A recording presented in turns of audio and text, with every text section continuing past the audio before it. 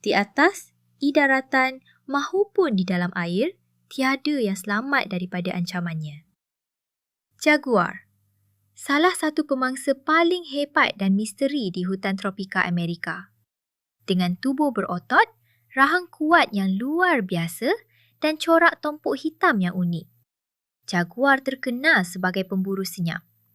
Ia tidak bergantung pada kelajuan semata-mata seperti cheetah, tetapi menggunakan strategi mengendap dengan penuh kesabaran.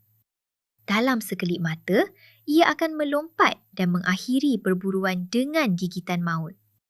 Rahangnya cukup kuat untuk menembusi tempurung keras atau tengkorak mangsa.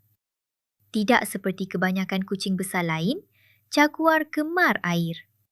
Ia sering ditemui berenang di sungai Amazon atau paya memburu mangsa. Keupayaan ini menjadikannya pemburu yang sangat versatil.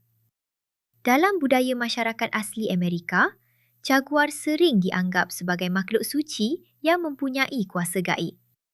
Kisah-kisah legenda menggambarkannya sebagai penjaga hutan dan penghubung antara dunia manusia dan alam roh.